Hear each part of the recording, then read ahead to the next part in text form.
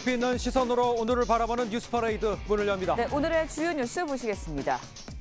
월요일 아침 전국 대부분 지역에 비나 눈이 내리고 있습니다. 특히 강원도와 동해안 지역에는 대설특보가 내려졌는데 내일까지 최대 30cm 이상의 많은 눈이 내릴 것으로 예상됩니다. 네, 국민의힘 한동훈 비대위원장이 오늘 오후 서울 경동시장을 찾아 설 연휴 민심 잡기에 나섭니다. 민주당 이재명 대표는 텃밭인 광주를 찾아 최고위원회의를 주재할 예정인데 선거제 관련한 입장을 밝힐지 주목됩니다. 법원이 오늘 삼성 경영권 불법 승계 의혹과 관련해서 이재용 삼성전자 회장에 대한 1심 판단을 내놓을 예정입니다. 이 회장이 사법 리스크를 벗어날 수 있을지 관심이 쏠리고 있습니다. 네, 프랑스 파리에서 대형 SUV 차량에 기존보다 3배 비싼 주차 요금을 물리는 방안을 두고 찬반 투표가 진행됐습니다. 자동차 크기가 커질수록 환경을 더 오염시킨다는 이유에서인데 시민들의 반응은 엇갈렸습니다. 자, 저희는 잠시 뒤에 돌아오겠습니다.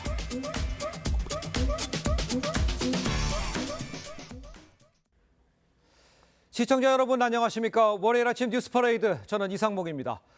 오늘 전국 대부분 지역에 비나 눈이 내리겠습니다. 어제 기상 관측 사상 가장 따뜻했던 입춘이었는데 하루 만에 이 궂은 날씨가 다시 찾아온 겁니다. 강원도와 산지 등에는 일부 지역에 대설특보까지 내려졌는데요. 출근길 안전에 특별히 주의하셔야겠습니다. 광화문광장에 나가 있는 취재기자 연결해서 날씨 상황을 먼저 알아보도록 하겠습니다. 자, 김창석 기자. 네, 광화문광장에 나와 있습니다. 자, 지금도 비나 눈이 좀 내리고 있습니까? 네, 간밤에 내리던 비와 눈은 현재 내렸다 그치기를 반복하고 있습니다. 비와 눈이 내리면서 아침 날씨도 다소 쌀쌀하게 느껴지는데요. 출근길 시민들은 우산을 챙기거나 두툼한 옷을 입은 채 발걸음을 서두르고 있습니다. 오늘 하루 전국 대부분 지역에 비 또는 눈이 내리겠습니다. 강원도 산지와 경북 북동 산지, 지리산 부근에는 오늘 새벽 대설주의보가 발효됐는데요. 일부 지역에는 최대 30cm 이상의 눈이 오겠고 시간당 최대 4cm의 눈이 내리는 곳도 있겠습니다. 서울은 최대 3cm, 경기도는 최대 5cm의 눈이 쌓일 수 있어 출근길 안전에 주의하셔야겠습니다. 이번 비와 눈은 북쪽에 찬 공기가 있는 상태에서 상대적으로 따뜻한 공기가 올라오면서 내리기 시작했는데요. 오늘 오후부터는 수도권과 강원 영서 지역 등에서는 잦아들겠지만 전라도와 제주도 등 일부 지역에는 내일 오전까지 내릴 것으로 전망됩니다. 오늘과 내일 전국 최고 기온은 9도까지 올라가며 평년 수준을 보이겠습니다. 설 연휴 기간에는 전국 대부분 지역이 맑은 날씨를 보일 것으로 예보됐습니다. 광화문광장에서 TV조선 김창섭입니다. 네, 설 명절을 앞두고 장보기에 나서시는 분들 많은데요. 지난해 작황부진으로 사과나 배 같은 성수품 가격이 고공행진하고 있습니다. 지갑을 열기가 쉽지 않은데 전통시장 할인 행사에는 물건을 조금이라도 싸게 사려는 사람들로 북적였습니다. 고승현 기자가 현장을 다녀왔습니다. 천천히 보세요. 싸게 드립니다. 세일입니다. 장날을 맞은 5일장이 조금이라도 싼 가격의 설 음식 재료를 사려는 사람들로 북적입니다. 보통 때보다 사람이 많아요. 지금. 고기, 동태포, 꽃게, 문어 같은 거 잘 나가요 요즘에. 평소보다 저렴한 가격의 물건을 판매하고 10,000원 하던 동태 4마리는 할인 행사를 하는데 올라가요. 10,000원짜리 8,000원 드리고. 오른 물가는 시민들에게 여전히 부담입니다. 조기 사러 나왔는데 조기가 너무 비싸서 그냥 민어 한 마리 샀어요. 최대 30% 싼 가격의 물건을 살 수 있는 서울 주요 전통시장도 사람들로 붐볐습니다. 이곳 기름시장에서는 설 연휴 전날인 오는 8일까지 제수용품 할인 행사를 실시합니다.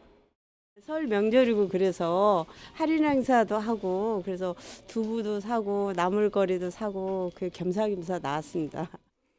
일정 금액 이상을 구매하면 상품권을 지급하는 행사도 진행 중입니다. 떡도 사고 여러 가지 샀는데 K백 하니까 더 좋아요. 이런 거 주니까.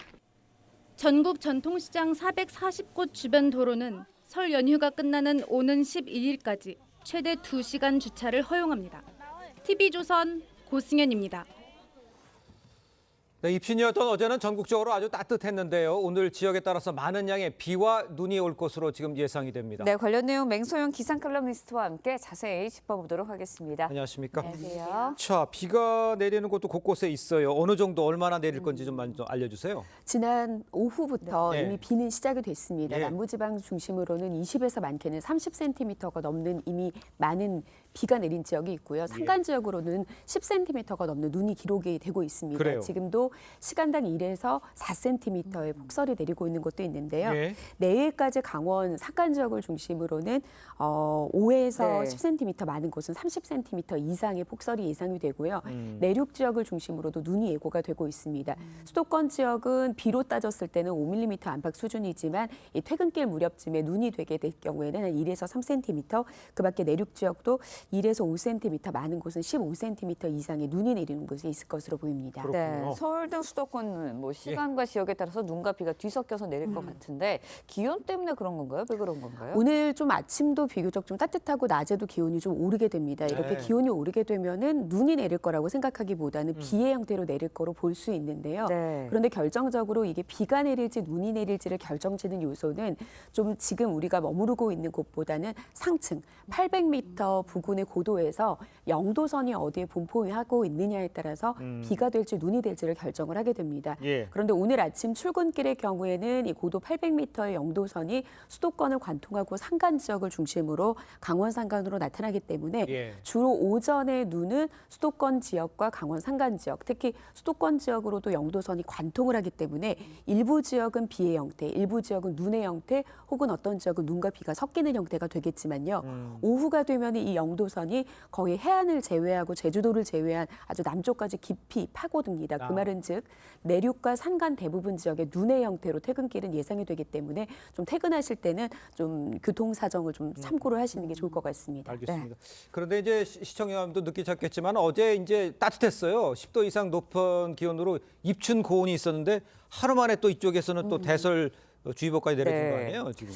보통은 이렇게 비구름이 들어오기 전에는 풍계가 남쪽에서 따뜻한 바람이 들어올 수 있을 만한 바람을 형성하게 됩니다. 네. 남쪽에서 고온다습한 바람이 불어오면서 1973년 전국적으로 기상관측막이 확보된 이후에 가장 따뜻한 입춘을 맞이를 했습니다. 서울의 경우에는 낮 최고 기온이 12.2도까지 올랐고요. 네. 그리고 그 밖에 전국도 10도 안팎까지 오르면서 거의 초봄과 같은 날씨를 보였는데요. 이 강원 산간 지역은 이 반대 대조적으로 지난 새벽에 대설특보가 내려졌습니다. 네. 지금 남부 지역을 중심으로 많은 양의 비를 뿌리고 있는 것은 남쪽을 지나는 저기압의 영향인데 네. 이제 내일까지 강원도 지역에 많은 양의 내릴 눈의 원인은 이 저기압이라기보다는 이 우리나라 북동쪽에 위치한 고기압에서 불어 내려오는 동풍의 영향으로 강원 영동 지역으로는 많은 눈이 예상되기 때문에 좀 따뜻했지만 이렇게 대설특보가 내려지는 상황이 발생을 하게 된 겁니다. 예. 네, 강원 영동 지역 이야기 해주셨는데 이번에 강원 영동 등에는 습하고 무거운 눈이 내릴 거라고 합니다. 그렇다 보니까 비닐하우스, 뭐 구조물 붕괴 우려가 되는 상황이에요. 그렇죠. 예전 같은 경우에는 일단 눈비 예보를 우리가 아는 것만으로도 굉장히 유용했던 시대가 있었다라고 하면 지금은 네. 정보 습득이 굉장히 유용해졌기 때문에 예. 이제는 얼마나 많은 양의 눈이 내리는 것도 중요하지만 네. 얼마나 위험한지에 대한 영향 예보도 굉장히 중요한 시점이 되겠는데요. 특히 이 겨울 같은 경우에는 날리는 가룻눈의 형태의 건설, 그러니까 습기를 많이 머금지 않은 눈의 같은 경우에는 흩날리기 때문에 굉장히 눈의 무게가 많지가 않습니다. 무겁지가 않습니다. 하지만 습기를 많이 머금은 이번과 같은 습설의 형태의 눈 같은 경우에는 하중이 배가 되기 때문에 굉장히 특히 농약이 이제 비닐하우스와 같은 예. 농가에서는 피해가 굉장히 많은데요. 예를 들면은 한 30평 정도에 해당되는 100제곱미터에 10cm의 눈이 내렸다고 봤을 때는 거의 그 비닐하우스 위에 1cm의 물이 차 있는 것과 같습니다. 근데 물의 밀도를 고려를 한다라고 하면 한 30cm의 눈이 내렸을 때는 3톤 정도의 무게가 이 비닐하우스의 하중을 이겨내야 되는 상황이 되는데요. 네. 이번 같은 경우에 강원 산간 지역이 그렇죠. 그래서 기상청은 이렇게 습설의 형태가 눈이 내리게 될 경우에는 예. 평소보다 가벼운 눈, 그리고 보통 눈, 무거운 눈 3단계로 발표를 하는데 지난 12월에 호남 지역을 시작으로 올해 1월에는 강원과 경북 북동산지 네. 눈이 많이 내리는 지역으로 확대를 예. 한 상황입니다. 알겠습니다. 설의 날씨가 어떨지도 궁금하고 좀 따뜻해질 것 같은데 어떻게 뭐 미세먼지는 어떻게 될지 좀 궁금합니다. 보통은 이렇게 이제 눈비가 지나고 나면은 또 다시 풍계는 찬 공기를 끌어다니는 풍기로 바뀌게 됩니다. 예. 물론 이제 따뜻했던 날씨의 그 상승폭은 좀 잦아들겠지만 그래도 큰 추위는 연휴 동안에는 없을 것으로 보이고요. 네. 그리고 설 연휴가 지나고 나면은 오히려 많이 따뜻해집니다. 그리고 미세먼지는 좀 후반쯤에, 그러니까 연휴가 시작되는 초반에 네. 수도권과 충남, 호남 지역을 중심으로 나쁨 단계까지 오르는 곳도 있으니까요. 이 미세먼지 정보도 좀 연휴 초반에는 좀 잘 살피시는 게 좋겠습니다. 알겠습니다. 오늘 말씀 여기까지 듣겠습니다. 고맙습니다. 고맙습니다. 자, 정치권 소식으로 넘어가 보겠습니다. 설 명절을 앞둔 오늘 여야 대표 모두 전통시장을 찾아서 민생 행보를 이어갑니다. 네, 국민의힘 한동훈 비대위원장은 서울 경동시장을 찾아 민심 잡기에 나섭니다. 민주당 이재명 대표는 텃밭인 광주에서 현장 최고위원회의를 열고 시장도 방문하는데 선거제에 대한 입장을 밝힐지 주목이 되고 있습니다. 이채림 기자의 보도입니다. 국민의힘 지도부의 전통시장 방문은 지난 2일 경기도 구리 전통시장 방문에 이어 사흘 만입니다. 우리 국민의힘은 여기 계시는 이런 분들에게 선택받고 사랑받고 지지받고 싶습니다. 장바구니 물가를 점검하고 소상공인과 시민들을 만나는데 험지로 꼽히는 동대문구에서의 지지도 호소할 계획입니다. 한동훈 위원장은 설 연휴 직전인 오는 7일 관훈클럽 토론회에 참석하는데 총선 승리 전략과 현안에 대한 입장을 설명하며 설 민심 잡기에 나섭니다. 어제 평산마을을 찾아 문재인 전 대통령을 예방한 이재명 대표는 오늘 광주를 찾습니다. 이 대표는 5.18 민주묘지를 참배한 뒤 김대중 컨벤션 센터에서 현장 최고위를 개최하고 전통시장을 찾아 소상공인들과 간담회도 가질 예정입니다. 공천을 앞두고 개파 간 갈등이 고조되는 상황에서 문 전 대통령을 만나 통합을 강조한 데 이어 오늘은 지지층 다지기에 나서는 겁니다. 힘을 모으는 것이라고 다시 한번 강조하셨고요. 또 선거는 절박함과 간절함이 중요하다. 당내에선 이 대표가 설 연휴 전 비례대표 선거제 개편 방식을 결단할 가능성이 높은 만큼 광주에서 관련 입장을 밝힐 거란 전망도 나옵니다. TV조선 이채리입니다. 국민의힘 한동훈 비대위원장의 사천 논란의 중심에 섰던 이 김경률 비대위원이 총선 불출마를 선언했습니다. 김 의원은 가벼운 몸으로 비대위원 역할에만 충실하겠다 이렇게 밝혔는데 김 의원이 김건희 여사 논란에 대한 사과를 요구하면서 당정 갈등이 촉발됐던 만큼 총선 불출마로 갈등을 마무리하는 것이다. 이런 해석도 나옵니다. 이태희 기자입니다. 김경률 비대위원이 한동훈 위원장에게 총선에 출마하지 않겠다는 뜻을 전달한 건 그제 저녁입니다. 몸을 가볍게 하는 게 좋지 않나 싶어서 한번 정하면 바꾸지 않는 스타일이라 길지는 않았습니다, 통화가. 서울 마포을 출마를 선언한 지 17일 만인데 당시 한 위원장이 사실상 지지 의사를 밝히며 이른바 사천 논란이 일었습니다. 김 의원은 절차적 정당성을 중요시하는 입장에서 관련 논란들이 불편했다고 했습니다. 한 위원장의 부담을 덜어주기 위한 결단이란 해석도 나옵니다. 한 위원장이 사천 논란에서 자유로워지면 현역 의원 물갈이가 한층 수월해질 수 있다는 겁니다. 총선 시작부터 여러 가지 문제가 될 수도 있기 때문에 총선 승리에 도움이 될지에 대해서 고민 끝에 내린 결정이라고 생각합니다. 김 의원의 김건희 여사 논란에 대한 사과 요구로 대통령실과 여당 간 갈등이 촉발된 데 대해 책임을 지는 차원이란 분석도 나옵니다. 다만 민주당 정청래 의원과 김 의원의 맞대결이 무산되면서 한동훈 비대위가 띄웠던 운동권 청산론 구도가 다소 약해질 거란 우려도 나옵니다. TV조선 이태희입니다. 이낙연 전 대표의 신당과 민주당 탈당파가 새로운 미래란 이름으로 공동 창당대회를 열었습니다. 자, 그런데 민주당 탈당파 중에 이원욱, 조응천 두 의원이 이탈했습니다. 제3지대 빅텐트 논의가 점점 복잡한 양상으로 흐르고 있습니다. 최원희 기자입니다. 이낙연 전 대표가 등장하자 지지자들의 환호가 터져나옵니다. 이 전 대표 측의 새로운 미래와 민주당 비명계 탈당파들의 미래 대연합이 새로운 미래라는 당명으로 공동 창당대회를 열었습니다. 이 전 대표와 김종민 의원이 공동대표를 맡았습니다. 부패와 부도덕의 늪에 빠진 민주당을 대체하겠습니다. 양당 독식 기득권 정치는 자기들 스스로 싸우고 분열하는 것도 모자라서 우리 국민들을 혐오와 적대의 싸움터로 몰아넣고 있습니다. 직전까지도 당명을 두고 내부 갈등을 노출한 미래대연합의 이원욱, 조응천 의원은 끝내 합류하지 않기로 했습니다. 이들은 이번 창당을 영혼 없이 몸만 주는 흡수통합이라고 비판했습니다. 두 분께서 그렇게 논의가 막히게 되는데 결정적인 역할을 하셨습니다.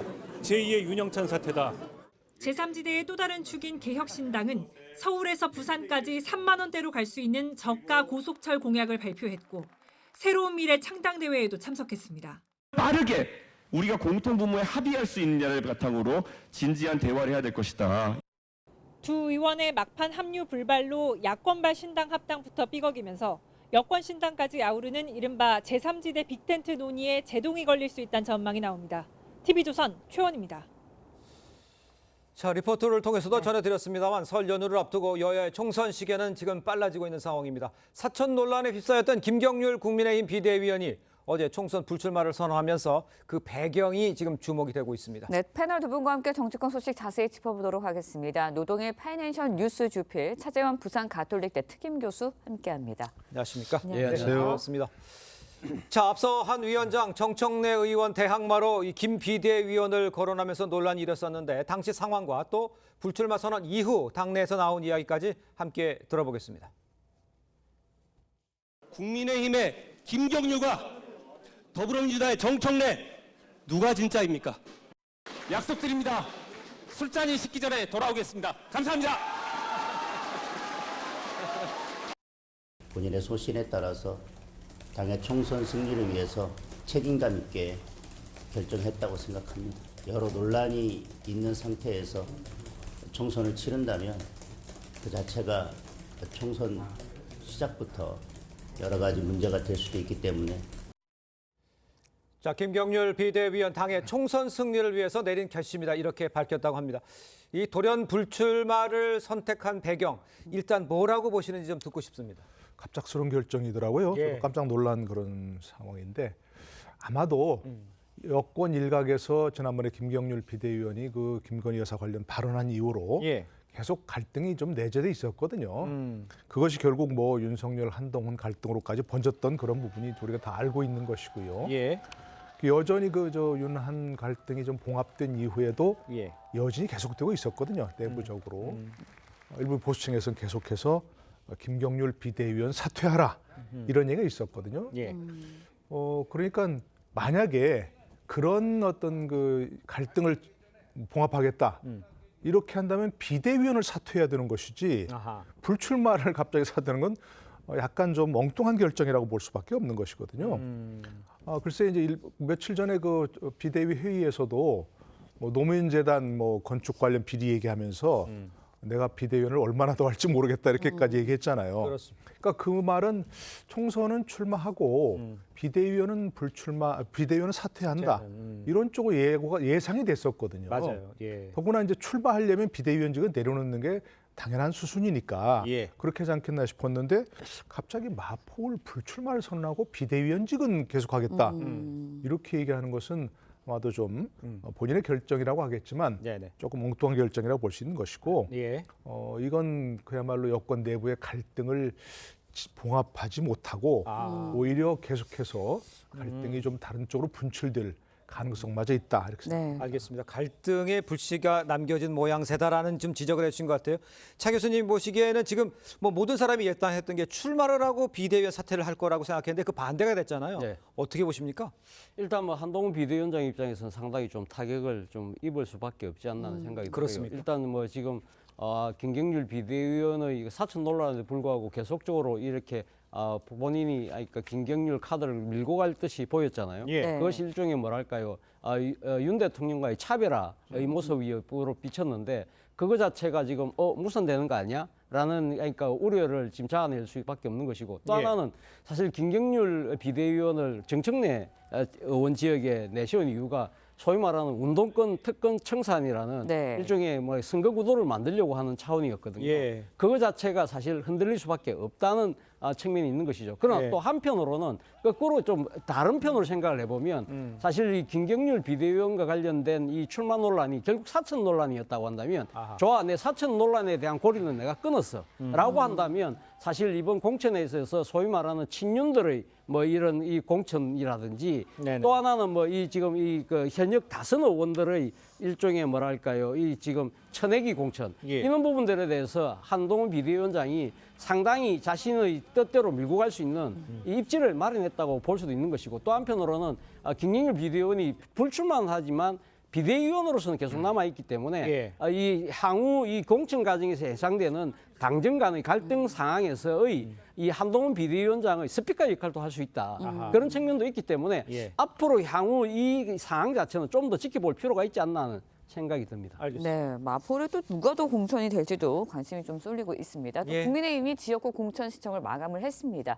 윤 정부와 대통령실 출신 인사들이 영남과 서울, 강남에 몰렸고요. 반면에 한 위원장이 영입한 박은식 구자룡 비대위원, 험지라고 할 수 있는 광주 양천갑에 도전을 합니다. 그렇다 보니까 또 사실 윤 대통령과 한 위원장의 공천 갈등을 벌어지는 게 아닌가라는 이야기도 나오고 있습니다. 어떻게 보시나요? 뭐 얼마든지 가능성이 있는 얘기죠. 지금까지 우리가 다 여러 차례 봐왔지만 총선 공천 과정에서 조용했던 적은 한 번도 없습니다. 그렇지 않습니까? 뭐 국민의힘만 놓고 보더라도 뭐 친이 친박 논란도 있었고 뭐 친박 비박 거기다가 또 친박 가운데서 뭐 진박도 이렇게 얘기했던 그런 적이 굉장히 많았거든요. 그러니까 이것도 뭐 결국 공천 과정에서 수많은 사람들의 이해관계가 갈리는 것이고 또 그 막상 공천 신청한 사람들은 자신의 정치 생명이 걸린 거 아닙니까? 그러니까 우리가 흔히 얘기하는 대로 뭐 목숨 걸고 달려드는 그런 상황이기 때문에 시끄러울 수밖에 없는 상황인데 지금 여기 말씀하신 대로 사실은 그 지금 대통령실 또 내각 출신들 따지면 한 50여 명 된다는 거 아닙니까? 그러니까요. 그분들이 많은 사람들이 야말로 뭐 부산이라든지 강남이라든지 뭐 이런 데 몰리면서 그 사람들은 양지를 찾아가고 또 뭐 한동훈 비대위원장 영입하거나 영입 인사 이런 사람들은 어디 뭐 험지로 가는 거 아니냐 이렇게 얘기도 되고 있기 때문에 그런 면에서는 조금 조정이 될 것 같습니다. 될 수밖에 없고요. 근데 다 뭐 대통령실 출신들이 모두 다 양지로만 가는 건 아니고요. 뭐 몇 명 예를 들면 뭐 이승환 전 행정관 대통령실에 근무했었죠. 중랑을 가잖아요. 거긴 박홍근 의원이 버티고 있는 지역이고 전 전 행정관 같은 경우는 구리에서 윤호중 의원과 대결하겠다고 하니까 모든 사람들이 다 양지를 찾아가는 건 아니다. 이런 얘기를 할 수밖에 없는 것이고 또 한 가지는 윤석열 대통령과 한동훈 비대위원장도 결국은 총선 승리가 공동의 목표 아니겠습니까? 총선 승리하면 제일 좋은 게 누구겠습니까? 윤석열 대통령입니다. 그러니까 결국은 이런 갈등을 파국으로 몰고 가서는 안 된다 하는 점은 공통인식을 해야 되겠죠. 알겠습니다. 자, 그런데 이렇게 이제 상황이 이렇게 되니까 정청래 의원 지역구죠. 거기에 이제 김경률 대결이 부산됐다. 그럼 마포울에 누가 나가게 되는 것이냐 이런 고민이 생길 것밖에 없는데 어떻게 예상을 하세요? 그러면 글쎄요. 아까 앞서 우리가 자료화면에 나왔습니다만 김경률 비대위원이 거기에 자기 출사표를 던지면서 술잔이 식기 전에 돌아오겠다고 그랬잖아요. 삼국지 고사를 비유한 이야기긴 합니다만 본인이 술잔도 따르기 전에 뭐 나가 떨어진 상황이 됐기 때문에 사실 대타를 찾기는 쉽지 않아 보입니다. 그래서 뭐 당내에서는 아마 또 여러 이야기들이 나올 수 있겠죠. 예를 들면 정청래 의원이 대표적인 운동권 출신이라고 한다면 여당 내에도 운동권 출신들이 꽤 좀 있잖아요. 그렇다고 한다면 예를 들면 부산에서 서울로 지역구로 옮긴 하태경 의원을 뭐 출마시킨다는 뭐 그런 이야기도 있습니다만 정작 지금 정청래 의원은 누구 보고 놓으랍니까? 지금 한동훈 비대위원장 놓으라고 하는 거 아닙니까?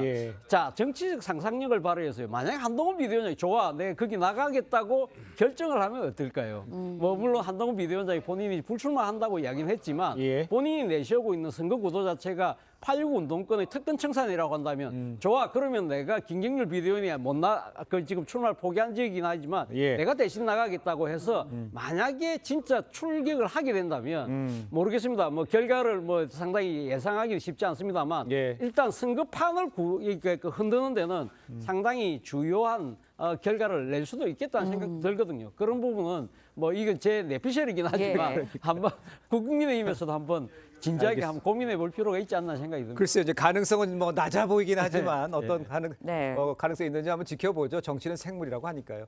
자, 다음 이야기도 좀 짚어보겠습니다. 윤석열 대통령 어제 KBS와 이제 신년 대담을 사전 녹화를 했습니다. 그리고 모레이죠. 7일 방송할 예정인데요. 기자회견 형식이 아닙니다. 특정 언론사와의 대담으로 진행된다는 것, 또 녹화로 됐다는 것. 이거는 어떻게 이해하시고 뭐 논란이 될 상황이기도 합니까? 어떻게 봐야 됩니까? 좋은 선택은 아니죠. 한마디로 분명히 좋은 선택은 아닙니다. 대통령이 신년 기자회견 또 수시로 기자회견 해야 되는 거 아니겠습니까? 본인 스스로 약속하신 그런 부분이고 더구나 취임 초에는 의욕 있게 정말 야심차게 도어 스태핑까지 1일 기자회견까지 했던 그런 분 아닙니까? 왜 이렇게 기자회견을 오래 안 하고 더더구나 이 문제는 지금 많은 국민들이 지켜보고 있는 가운데 김건희 여사의 뭐 그 가방 문제 얘기가 나오고 있으니까 예. 그에 대해서 기자회견을 해서 정말 명백하게 얘기하시면 좋을 텐데 특정 언론사만 선택해서 더더군다나 녹화를 하고 또 사흘이나 간격을 두고 이것도 좀 이해가 안 되는 그런 부분이고요. 예. 논란을 초래할 만한 그런 부분이다 생각을 하고요. 네네. 저는 뭐 아마도 그 좋게 해석을 하자면 김건희 여사의 명품백 이 문제에 대해서 네. 기자들이 뭐 여러 가지로 질문하게 되면 좀 중구난방식 설명밖에 안 되니까 좀 차분하고 소상하게 설명하겠다. 이런 취지로 이렇게 이해를 할 수 있습니다. 예. 근데 그거는 좋습니다. 뭐 7일 날 방송을 하고 네. 저는 기자회견도 해야 한다고 생각합니다. 당연히 과거 얼마나 이보다 더 엄중한 상황에서도 당당하게 얘기했던 그 윤석열 검사 그 이미지로 국민들이 선택한 거 아닙니까? 그렇다면 어떤 상황에서도 정면 돌파하는 예. 그런 모습을 보여야 하고요. 대통령의 기자회견은 특권이자 의무입니다. 특권이라면 모든 국민이 거기 귀를 기울이는 그런 기자회견이 어디 있습니까? 예. 대통령밖에 없지 않습니까? 예. 그런 특권이고 또 의무는 대통령직도 국민이 위임한 권력 아닙니까? 그렇다면 그 위임한 이 직을 어떻게 수행하고 있는지 국민에게 소상히 설명하는 것은 의무입니다. 네. 그렇기 때문에 이 끝나고 좀 시간을 잡아서 기자회견도 하시면 좋겠다. 그렇게 생각합니다. 알겠습니다. 네, 일단 뭐 대통령실에서는 뭐 많이 편집을 하지 않을 거다라고 이야기를 하고 있습니다. 그리고 지금 말씀을 해주셨지만 기자회견은 의무이다라는 이야기까지 해주셨거든요.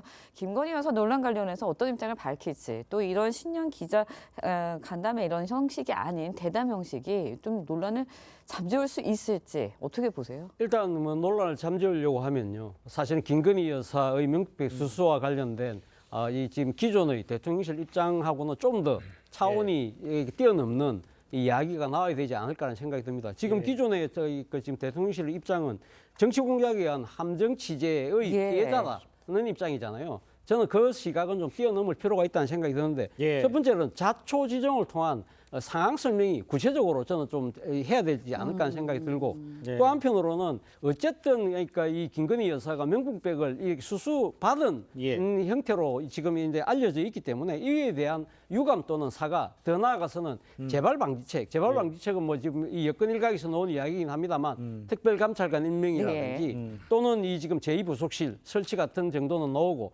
더 특히 나아가서는 부정청탁 금지법에 대한 위법 여부 이야기도 지금 나오고 있는 상황이거든요. 그렇다고 한다면 대통령 입장에서는 지금 관할 기관인 국민권익위에 지금 조사 요구가 들어와 있지만 사실은 국민권익위가 지금 미적미적되고 있다는 비판 여론이 있기 때문에 여기에 대해서 좀 깔끔하게 신중하게 적극적으로 대처하라는 지시 정도는 하는 입장이 나와야 되지 않을까 생각이 듭니다. 그러니까 재발 방지책 이런 거 낸 것도 맞는다고 얘기할 수 있겠습니다만 과연 그렇게 하면 끝날 수 있느냐? 여기에 대해서 이제 용사는 걱정하고 있는 거 아니겠습니까? 근데 그게 가능한 일입니까? 사과하고 재발 방지책 얘기하고 이러면 정리가 되나요? 그러니까 정리가 안 되는 것은 계속 야당에서 공세를 취할 거기 때문에 그렇습니다. 그렇겠죠. 분명하게 뭐 민주당이 지금 그걸 총선 전략으로 삼고 있다는 것도 다 알 수 있는 부분이고요.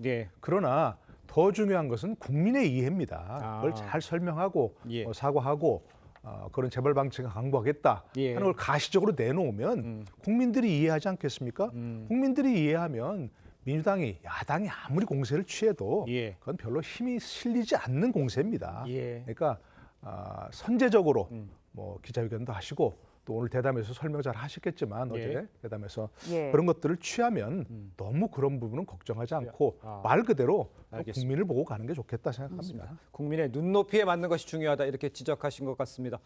자, 다음 민주당 소식도 짚어보겠습니다. 공천을 앞두고 친명과 친문의 갈등 심화되는 상황에서 어제 이재명 대표와 문재인 전 대통령이 만났습니다. 그 모습 먼저 보고 이야기를 이어가겠습니다.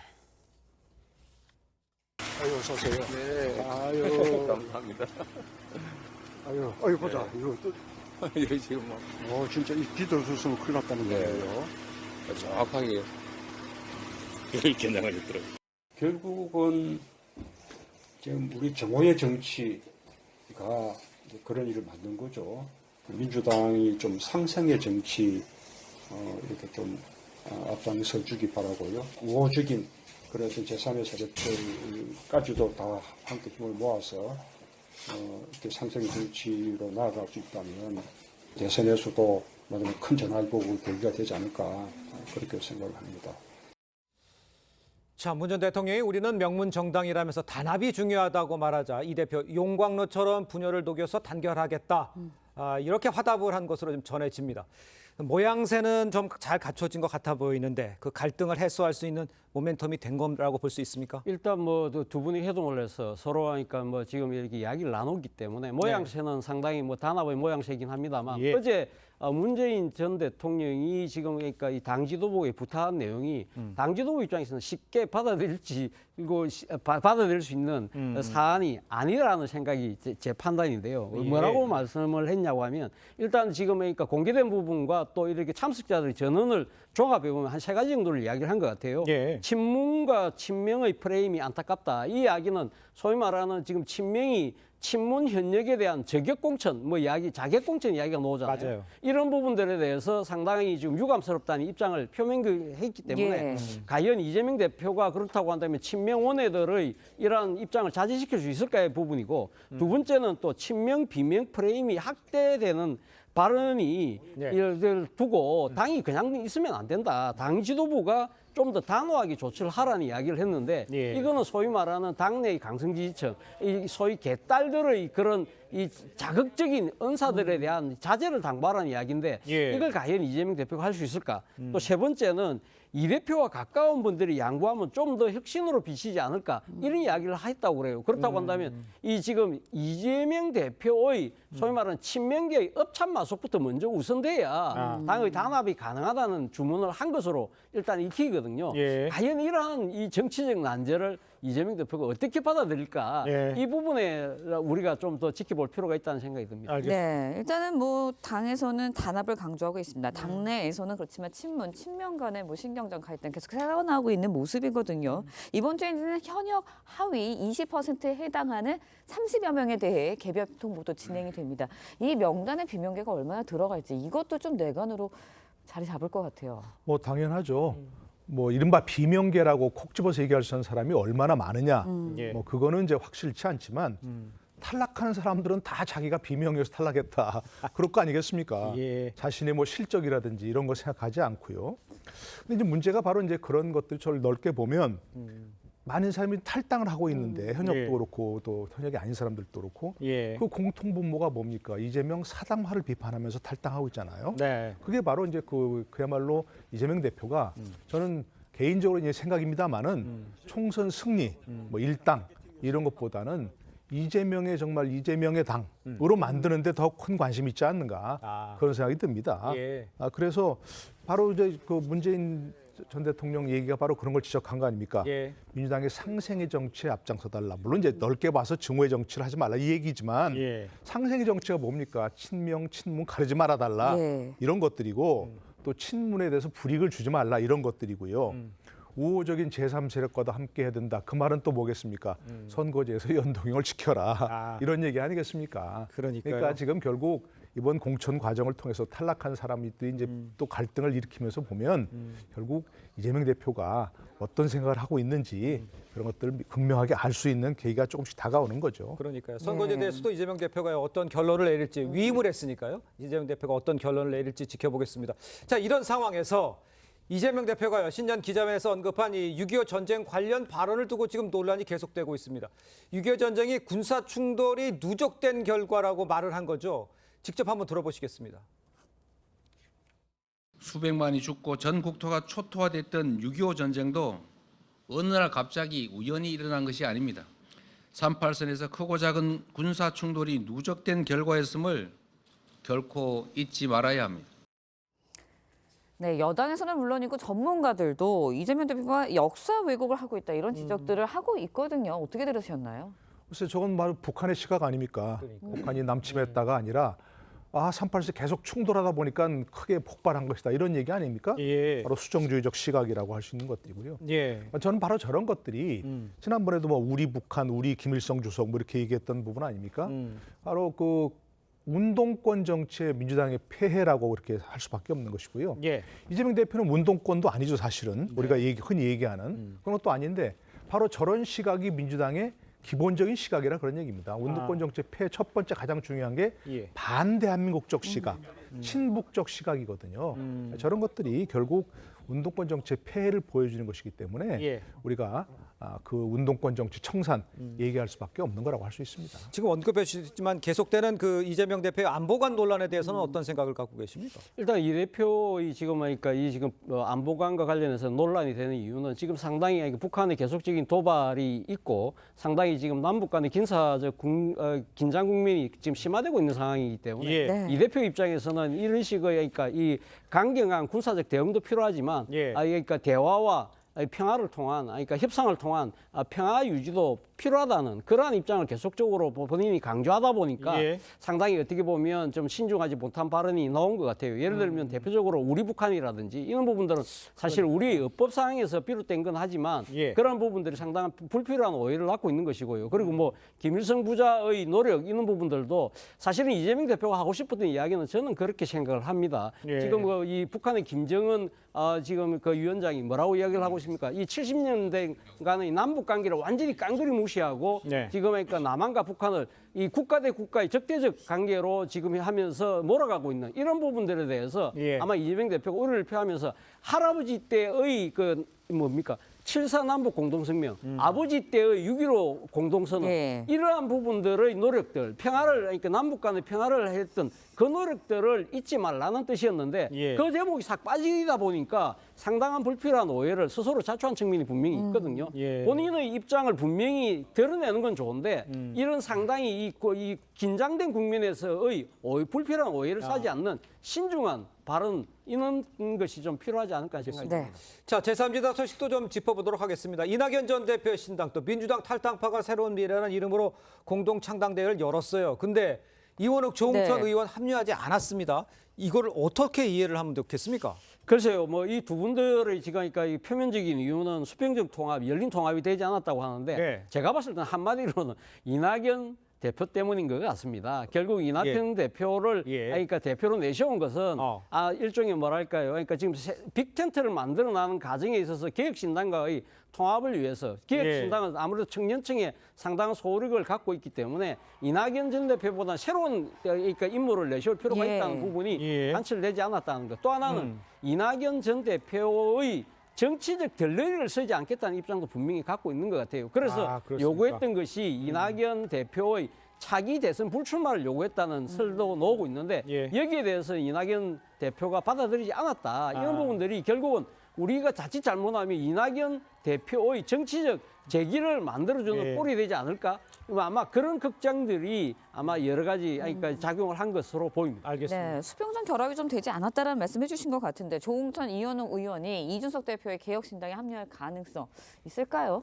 현재로서는 만약에 이제 그 조홍천, 이원욱 두 분이 이낙연 대표 함께하지 않는다면 그럴 가능성이 충분히 있죠. 그렇습니까? 다른 선택지가 별로 없고 본인들만 지금 창당하기는 또 너무나 세력이라든지 뭐 시간이 또 부족한 그런 상황이기 때문에 뭐 개혁신당에 참여할 수 있고 그렇게 되면 현재도 개혁신당이라는 쪽이 좀 제3지대의 주도권을 갖고 있는데 앞으로 그쪽에 힘이 많이 실릴 수 있는 그런 상황이라고 볼 수 있습니다. 알겠습니다. 자, 두 분 말씀은 여기까지 듣겠습니다. 고맙습니다. 고맙습니다. 감사합니다. 네, 경영권 불법 승계 의혹을 받는 이재용 삼성전자 회장의 1심 선고가 오늘 오후 2시에 이루어집니다. 이 회장이 사법 리스크를 벗을 수 있을지 관심이 쏠리고 있는데요. 재판의 주요 쟁점들 김예나 기자가 짚어봤습니다. 국정농단 사건으로 재판을 받고 있던 이재용 회장이 자본시장법 위반과 업무상 배임 등의 혐의로 또다시 기소된 건 지난 2020년. 검찰은 제일모직과 삼성물산이 서로 주식을 교환 합병하는 과정에서 이 회장이 지분 23%를 보유한 제일모직 주가를 띄우고 삼성물산 주가를 낮추도록 지시했다고 봤습니다. 이재용 부회장의 최대 주주인 제일모직에 유리한 시점에 삼성물산 흡수합병을 일방적으로 결정하였습니다. 또 이 과정에서 제일모직 가치를 높이기 위해 자회사 삼성바이오로직스의 장부상 가치를 부풀리는 분식 회계를 했다는 게 검찰의 판단입니다. 그룹 총수 승계에 유리하도록 범행을 했다는 건데 지난해 검찰은 징역 5년을 구형하며 반칙의 초격차를 보여준 사건이라고 평했습니다. 기소 넉 달 전 4세 경영권 승계는 없을 것이라며 대국민 사과까지 했던 이 회장은 경영권 승계 문제로 더 이상 논란이 생기지 않도록 하겠습니다. 합병을 지시하거나 보고받지 않았고 합병 후 경영 실적이 개선됐다고 반박하고 있습니다.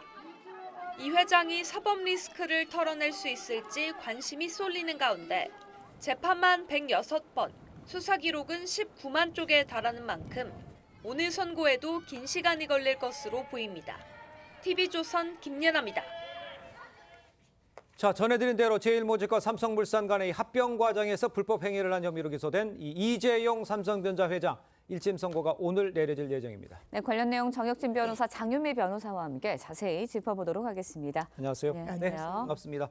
자, 먼저 이재용 삼성전자 회장 어떤 혐의를 받고 있는지 해당 사건의 쟁점을 좀 먼저 설명해 주세요. 그러니까 2015년 7월에 제일모직하고 삼성물산이 합병을 했습니다. 그런데 이 합병이 그냥 단순한 합병이 아니고 이재용 회장의 경영권을 위해서, 즉 이재용 회장이 유리하게 합병 비율을 조작한 것이다. 이것이 이제 쟁점이었는데요. 핵심은 뭐였냐면 제일모직의 자회사가 삼성바이오로직스, 삼바라고 하는 삼성바이오로직스였는데 이 삼바를 그 분식회계 해가지고 가치를 뻥튀기 했다. 그래서 제일모직의 그 가치가 마찬가지로 이제 그 오바 그 에스티메이트 되고 그래서 이재용 회장한테 굉장히 유리하게 돼서 그걸로 이재용 회장이 경영권에 굉장히 유리해졌다. 이런 혐의인데 그런데 사실은 2020년 6월 26일에 대검에서 수사심의위원회가 열렸어요. 그런데 이 수사심의위원회에서는 불기소와 수사 중단을 권고했었거든요. 그런데 그럼에도 불구하고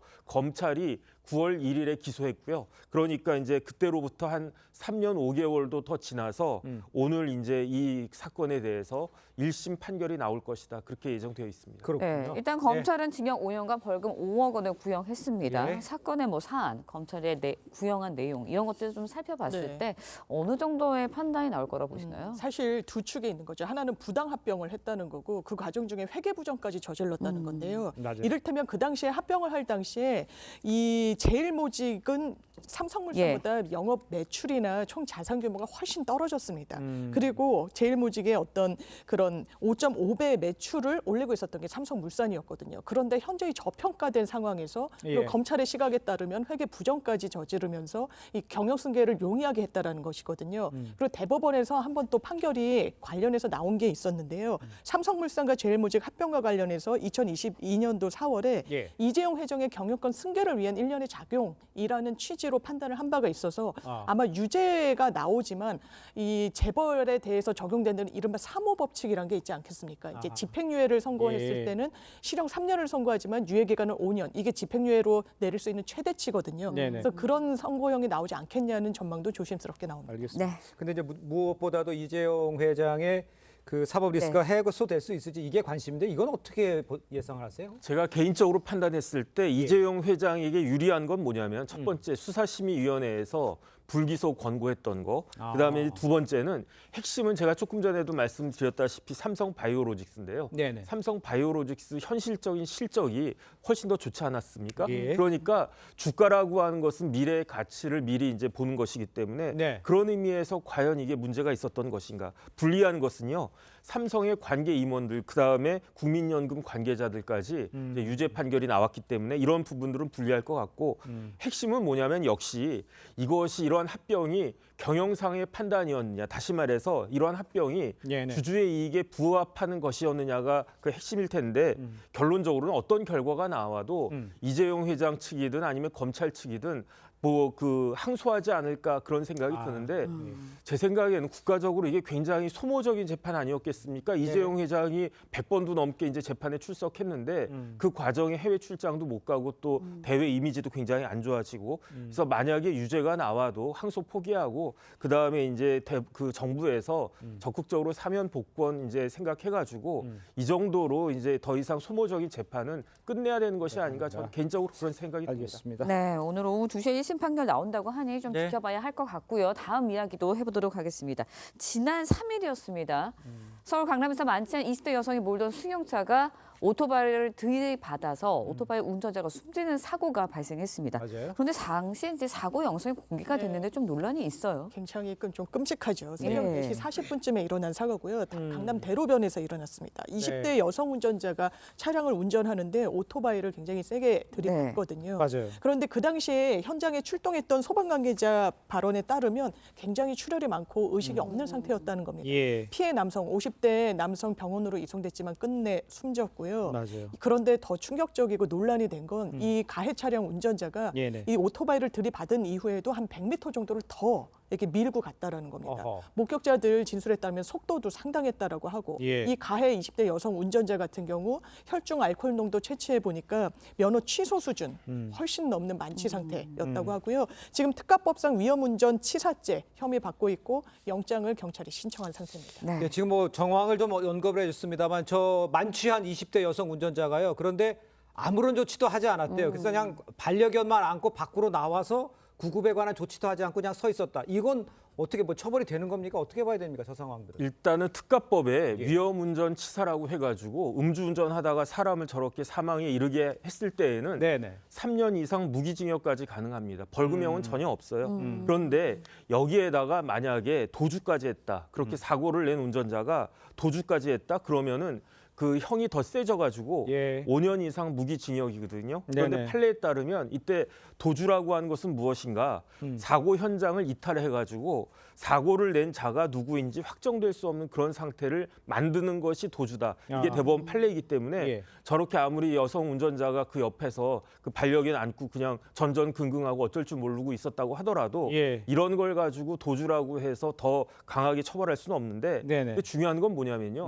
음주운전이 이렇게 끔찍한 결과를 초래하지 않습니까? 그런데 이번 정치권에서는 이런 음주운전자들에 대해서도 공천하겠다라고 이렇게 시대 역행적인 그러한 이야기들이 나오고 있는 것이 저는 도저히 이해가 되지가 않습니다. 알겠습니다. 네, 이번에는 다음 이야기도 해보도록 하겠습니다. 인천의 한 모텔에서 생후 49일 된 쌍둥이 자매가 숨진 사건과 관련해서 입자 친모가 구속이 됐습니다.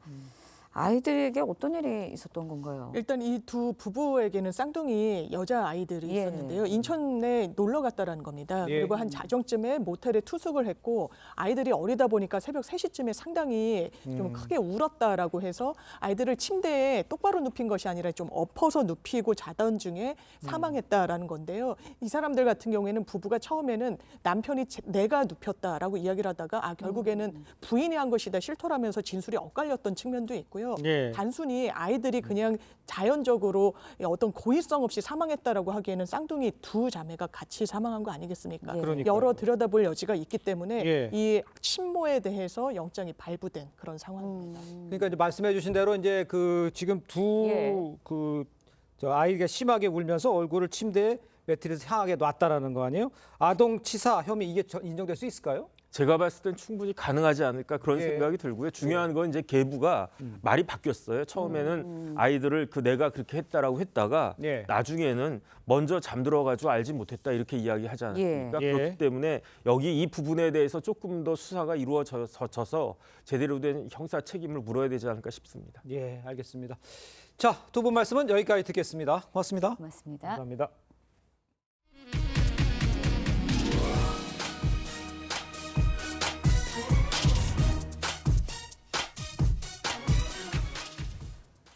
네, 프랑스 파리에서 흥미로운 투표가 진행됐습니다. 환경을 더 오염시킨다며 대형 SUV에 기존에 비해 3배 비싼 주차 요금을 물리는 방안에 찬반 투표를 실시한 건데 시민들의 반응은 엇갈렸습니다. 황정민 기자의 보도입니다. 길가 곳곳에 주차된 대형 SUV 차량들. 이제 프랑스 파리 시내에선 찾아보기 어려울 수 있습니다. 현지 시간 4일 파리시는 1.6톤을 넘는 내연기관 차량이나 2톤 이상 전기차의 도심 주차 요금을 시간당 18유로, 우리 돈 26,000원으로 인상하는 방안을 투표에 붙였습니다. 현행보다 3배 많은 금액입니다. 파리 외곽의 주차에도 시간당 우리 돈 17,000원을 부담해야 합니다. 파리시는 자동차 크기가 커질수록 더 많은 환경오염을 일으킨다며 할증을 추진하고 있습니다. 시민들 의견은 엇갈립니다. 주차난과 교통체증을 해결하는 데 도움이 될 거란 견해도 있지만 tout ça, parce que bon, déjà qu'il y a beaucoup de Parisiens qui se plaignent qu'à Paris c'est difficile de se garer. S'il y a que des grosses voitures, ce sera encore plus difficile, je pense. Voilà. 과도하다는 반발도 만만치 않습니다. Quand il faut avoir des sièges auto, des enfants en bas âge avec 3 sièges auto, il faut une grosse voiture et payer 225 € pour le stationnement d'une journée dans Paris, c'est pas possible. 파리시는 곧 투표 결과를 발표할 예정입니다.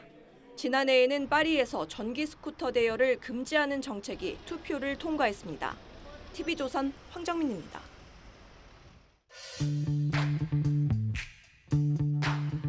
네, 렌즈에 담긴 그 순간 그 의미를 짚어보는 시간이죠. 사진기자가 선택한 아침의 한 장입니다. 오늘은 조선일보 사진부 이태경 기자와 함께합니다. 안녕하세요. 오늘 아침에 볼 사진 어떤 건가요? 네, 잠깐 잠을 자는 것만으로도 한 번에 300만 원을 벌 수 있는 특별한 아르바이트가 있었는데요. 이름도 겨울잠 알바였습니다. 현장 모습 사진으로 만나보겠습니다. 이 알바는 역대급 알바라 평가되며 6만 명이 넘는 지원자가 몰렸는데요. 최종 1인으로 선정된 여성이 현장에 도착해 동의서에 사인을 하는 걸로 시작합니다. 잠을 자기 전에 숙면을 위한 몇 가지 검사를 진행했고요. 침대와 관련된 시설을 둘러보는 시간도 가졌습니다. 그리고 미리 준비된 침대로 가서 30분간 숙면을 취하고 일어나기만 하면 되는 일정이었습니다. 네, 30분만 자고 300만 원을 받는다니 이게 진짜 사실인가 싶은데요. 너무 좋아서 잠이 안 올 것 같네요. 네, 그럴 수도 있을 것 같은데요. 하지만 현장에서 이 여성은 정말 깊은 잠에 빠졌습니다. 잠을 자는 동안 캐릭터 인형이 수면을 방해하는 장난을 하기도 했는데 깨어나지 않았고요. 시간이 다 되어서 깨우니 좀 더 자고 싶다고 해서 현장을 웃음바다로 만들기도 했습니다. 이번 알바는요, 수면 건강의 중요성을 알리기 위해서 마련된 건데요. 침대에서 잠을 자기만 해도 돈을 벌 수 있다는 유쾌한 아르바이트로 세상에 알려지게 됐습니다. 네, 사람들의 흥미를 끌면서 수면의 중요성을 알릴 수 있을 것 같네요. 지금까지 아침의 한 장이었습니다. 월요일 아침 전국 대부분 지역에 비가 내리고 있습니다. 현재 강원 산간과 경북 북부 산지에 대설특보가 내려진 가운데 눈이 내리고 있는데요. 내일 아침까지 강원 산지에 최대 30cm 이상, 강원 동해안과 경북 북부에 최대 15cm, 서울을 포함한 내륙에도 3에서 7cm의 눈이 내리겠습니다. 제주도와 경남 남해안으로는 최고 40mm의 비가 내리겠고요. 충청과 그 밖 남부지방에 5에서 30mm의 비가 예상됩니다. 오늘 한낮에는 기온이 크게 오르지 못하며 아침과 비슷하거나 조금 높겠는데요. 서울이 4도, 대전 5도, 대구와 울산 7도로 어제보다 2도에서 10도 정도 기온이 떨어지겠습니다. 이번 눈과 비는 내일 오전까지 이어지겠고 설 연휴까지 대체로 맑은 날씨가 예상됩니다. 날씨였습니다. 네, 이상으로 월요일 뉴스퍼레이드 마칩니다. 네, 저희는 내일 아침 7시 30분에 다시 찾아뵙겠습니다. 시청해주신 여러분 고맙습니다.